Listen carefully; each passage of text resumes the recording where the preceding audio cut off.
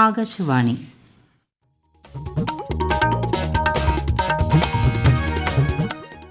നമസ്കാരം. പ്രാദേശിക വാർത്തകൾ വായിക്കുന്നത് ശ്രീലത.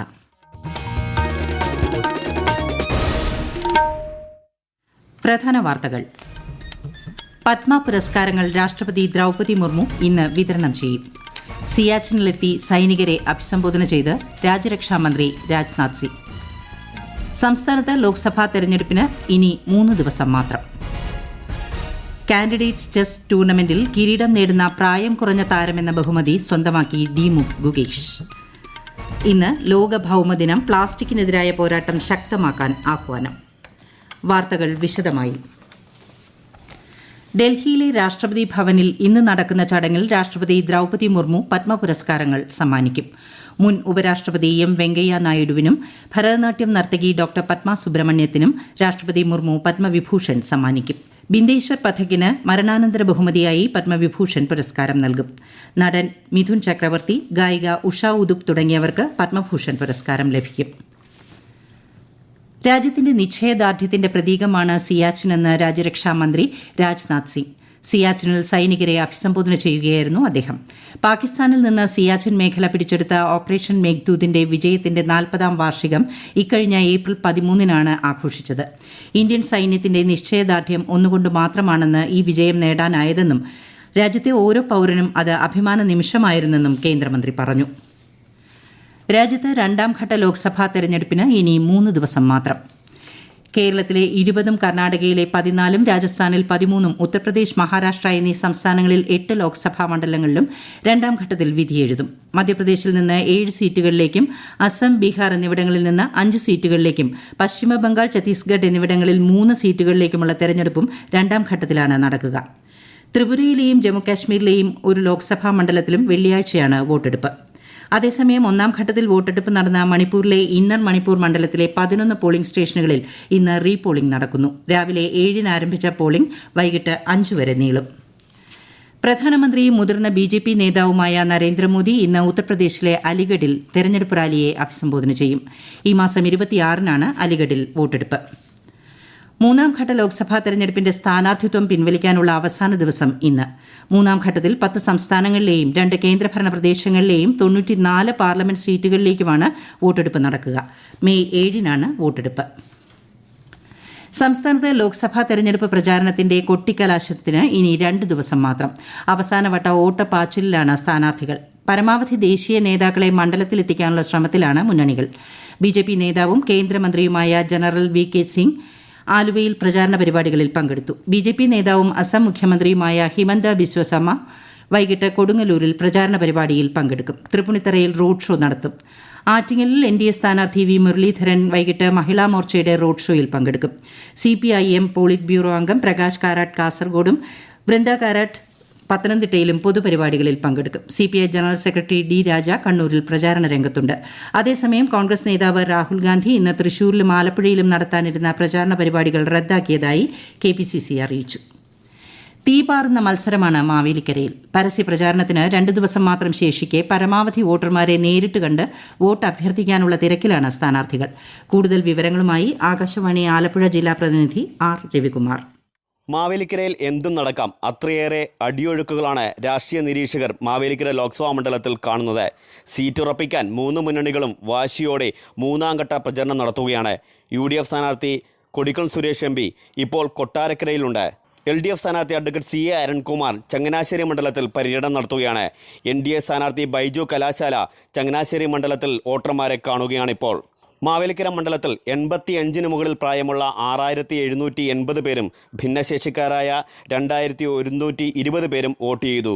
26 പേരാണ് അവശ്യ സർവീസ് വിഭാഗത്തിൽ വോട്ട് ചെയ്തത്. 3 മുന്നണികളുടെയും ദേശീയ സംസ്ഥാന നേതാക്കൾ പലതവണ മാവേലിക്കര ലോക്സഭാ മണ്ഡലത്തിൽ പര്യടനം നടത്തിക്കഴിഞ്ഞു. നവകേരളം പടുത്തുയർത്താൻ നല്ല അവസരമാണ് ഇപ്പോൾ തെരഞ്ഞെടുപ്പിലൂടെ കൈവന്നിരിക്കുന്നതെന്ന് BJP നേതാവും കേന്ദ്രമന്ത്രിയുമായ ജനറൽ VK സിംഗ് അഭിപ്രായപ്പെട്ടു. ചാലക്കുടി മണ്ഡലം NDA സ്ഥാനാർത്ഥിയുടെ പ്രചാരണാർത്ഥം ആലുവയിൽ സംഘടിപ്പിച്ച യോഗം ഉദ്ഘാടനം ചെയ്ത് സംസാരിക്കുകയായിരുന്നു അദ്ദേഹം. തുടർന്ന് നടന്ന വാഹന റാലിയിലും അദ്ദേഹം പങ്കെടുത്തു. കഴിഞ്ഞ ലോക്സഭാ തെരഞ്ഞെടുപ്പിൽ കേരളത്തിൽ നിന്ന് തെരഞ്ഞെടുക്കപ്പെട്ടവർ ചെയ്ത കാര്യങ്ങൾ വിലയിരുത്താനുള്ള അവസരമായി ഈ തെരഞ്ഞെടുപ്പിനെ കാണണമെന്ന് മുഖ്യമന്ത്രി പിണറായി വിജയൻ. രാജ്യത്തെ മതനിരപേക്ഷത സംരക്ഷിക്കാനുള്ള അവസരമായി ഈ തെരഞ്ഞെടുപ്പിനെ കാണണമെന്നും അദ്ദേഹം പറഞ്ഞു. കണ്ണൂർ മട്ടന്നൂരിൽ LDF പൊതുയോഗം ഉദ്ഘാടനം ചെയ്യുകയായിരുന്നു മുഖ്യമന്ത്രി. ഉച്ചയ്ക്ക് ശേഷം മുഖ്യമന്ത്രി ശ്രീകണ്ഠപുരത്തും തളിപ്പറമ്പിലും സംസാരിക്കും. BJP നടത്തുന്നത് വർഗീയ പ്രചാരണമെന്ന് പ്രതിപക്ഷ നേതാവ് VD സതീശൻ. സംസ്ഥാന സർക്കാർ BJPക്കെതിരെ ശക്തമായ നടപടിയെടുക്കാൻ മടിക്കുകയാണെന്നും അദ്ദേഹം പാലക്കാട് വാർത്താ സമ്മേളനത്തിൽ ആരോപിച്ചു. ഈ വാർത്തകൾ ആകാശവാണിയിൽ നിന്ന്.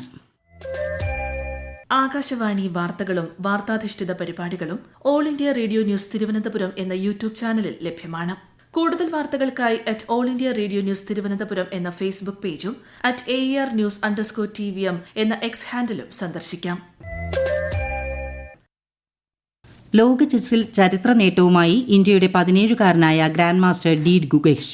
കാൻഡിഡേറ്റ്സ് ടൂർണമെന്റിൽ കിരീടം നേടുന്ന പ്രായം കുറഞ്ഞ താരം എന്ന നേട്ടം തമിഴ്നാടിന്റെ ഗുകേഷ് സ്വന്തമാക്കി. അവസാന റൌണ്ടിൽ അമേരിക്കൻ താരം ഹിക്കാരു നകാമുറയെ സമനിലയിൽ തളച്ചതോടെയാണ് ഗുകേഷ് ഈ വർഷം അവസാനം നടക്കുന്ന ലോക ചെസ് ചാമ്പ്യൻഷിപ്പിന് യോഗ്യത നേടിയത്. ലോക ചാമ്പ്യൻഷിപ്പിൽ ചൈനയുടെ ഡിംഗ്ലറിനെ ഗുകേഷ് നേരിടും. ജയിച്ചാൽ ഏറ്റവും പ്രായം കുറഞ്ഞ ലോക ചാമ്പ്യൻ എന്ന ചരിത്ര നേട്ടം ഗുകേഷിന് സ്വന്തമാക്കാം. മുൻ ലോക ചാമ്പ്യനും ഇന്ത്യയുടെ ചെസ് ഇതിഹാസവുമായ വിശ്വനാഥൻ ആനന്ദിന് ശേഷം ആദ്യമായാണ് ഒരു ഇന്ത്യക്കാരൻ കാൻഡിഡേറ്റ്സ് ചാമ്പ്യൻഷിപ്പിൽ ജയിക്കുന്നത്. ആനന്ദ് അടക്കമുള്ള പ്രമുഖർ ഗുകേഷിനെ അഭിനന്ദിച്ചു. IPL ക്രിക്കറ്റിൽ ഇന്ന് മുംബൈ ഇന്ത്യൻസ് രാജസ്ഥാൻ റോയൽസിനെ നേരിടും. രാത്രി 7:30 രാജസ്ഥാനിലെ സവായ് മാൻസിംഗ് സ്റ്റേഡിയത്തിലാണ് മത്സരം. നിലവിലെ പോയിന്റ് പട്ടിക പ്രകാരം രാജസ്ഥാൻ 1-ാമതും മുംബൈ 7-ാം സ്ഥാനത്തുമാണ്. ഇന്ന് ലോക ഭൌമദിനം. പരിസ്ഥിതി അവബോധവും സംരക്ഷണവും പ്രോത്സാഹിപ്പിക്കുന്നതിനാണ് ഈ ദിനം ആചരിക്കുന്നത്. പ്ലാസ്റ്റിക്കിനെതിരെയുള്ള പോരാട്ടം എന്ന പ്രമേയത്തിലൂന്നിയാണ് ഈ വർഷത്തെ ഭൌമദിനാചരണം. വരും തലമുറയ്ക്കായി പ്ലാസ്റ്റിക് മുക്ത ഭൂമി നിർമ്മിക്കുക എന്നതാണ് ദിനാചരണത്തിലൂടെ ലക്ഷ്യമിടുന്നത്. 1970 ഏപ്രിൽ 22 മുതലാണ് ലോക ഭൌമദിനം ആചരിച്ചു തുടങ്ങിയത്. പമ്പ ജലസേചന പദ്ധതിയുടെ മണിയാർ ബാരേജിൽ നിന്നുള്ള ജലവൈദ്യുത പദ്ധതിയായ കാർബറണ്ടം യൂണിവേഴ്സൽ ലിമിറ്റഡിൽ വാർഷിക അറ്റകുറ്റപ്പണികൾക്കായി ഇന്നു മുതൽ 24 വരെ വൈദ്യുത ഉൽപാദനം നിർത്തിവയ്ക്കുന്നതിനാൽ ബാരേജിന്റെ ഷട്ടറുകൾ ഉയർത്തേണ്ടി വന്നേക്കാം. ഇതുമൂലം കക്കാട്ടാറിൽ ജലനിരപ്പ് ഉയരാൻ സാധ്യതയുണ്ട്. കക്കാട്ടാറിന്റെയും പമ്പയാറിന്റെയും തീരത്ത് താമസിക്കുന്നവരും മണിയാർ, പെരുനാട്, വടശ്ശേരിക്കര, റാന്നി, കോഴഞ്ചേരി, ആറന്മുള നിവാസികളും ജാഗ്രത പുലർത്തണമെന്നും നദികളിൽ ഇറങ്ങുന്നത് ഒഴിവാക്കണമെന്നും ജില്ലാ കളക്ടർ അറിയിച്ചു. സംവിധായകൻ ജോഷിയുടെ കൊച്ചി പനമ്പള്ളി നഗറിലെ വസതിയിൽ നിന്ന് 1 കോടി രൂപയോളം വിലപിടിപ്പുള്ള വസ്തുക്കൾ മോഷ്ടിച്ച ബീഹാർ സ്വദേശി മുഹമ്മദ് ഇർഫാനെ പോലീസ് പിടികൂടി.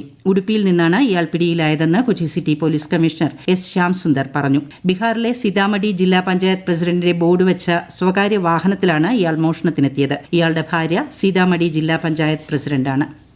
ഇടുക്കി ജില്ലയിലെ മംഗളാദേവി ചിത്ര പൌർണമി ഉത്സവം നാളെ നടക്കും. രാവിലെ 5:30 മുതൽ പഞ്ചായത്ത് ബസ് സ്റ്റാൻഡിൽ പ്രവർത്തിക്കുന്ന കൌണ്ടറിൽ നിന്നും അതിർത്തി ചെക്ക് പോസ്റ്റിൽ നിന്നും തീർത്ഥാടകർക്ക് പാസ് ലഭിക്കും. 6 മണി മുതൽ ഭക്തജനങ്ങൾക്ക് പ്രവേശനം അനുവദിക്കും. ഉച്ചയ്ക്ക് 2:30 ശേഷം ആരെയും മലമുകളിലേക്ക് കയറ്റിവിടില്ല. വൈകിട്ട് 5:30 ശേഷം ക്ഷേത്ര പരിസരത്ത് ആരെയും തുടരാൻ അനുവദിക്കുകയുമില്ല. പ്രസിദ്ധമായ കടമ്മനിട്ട വലിയ പടയണി ഇന്നലെ നടന്നു. 10 ദിവസം നീണ്ട ഉത്സവത്തിന്റെ 8ാം ദിവസമാണ് വലിയ പടയണി അരങ്ങേറുന്നത്. ഇന്നലെ രാത്രി 12-ന് ആരംഭിച്ച പടയണി ഇന്ന് പുലർച്ചെയോടെയാണ് സമാപിച്ചത്. 10ാമതേ ദിനമായ നാളെ പകൽ പടയണി നടക്കും. ആറാട്ടിന്റെ നിറവിൽ ശ്രീ പത്മനാഭസ്വാമി ക്ഷേത്രത്തിലെ പൈങ്കിനി ഉത്സവത്തിന് കൊടിയിറങ്ങി. ഇന്ന് രാവിലെ ക്ഷേത്രത്തിൽ ആറാട്ട് കലശം നടന്നു.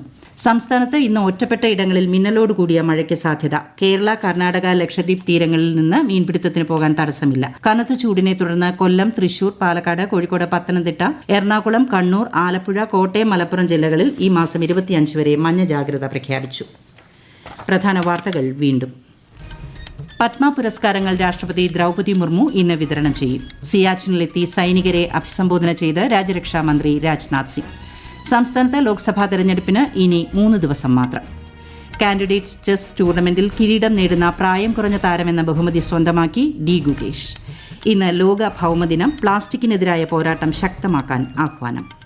പ്രാദേശിക വാർത്തകൾ കഴിഞ്ഞു. അടുത്ത വാർത്താ പ്രക്ഷേപണം 12:50.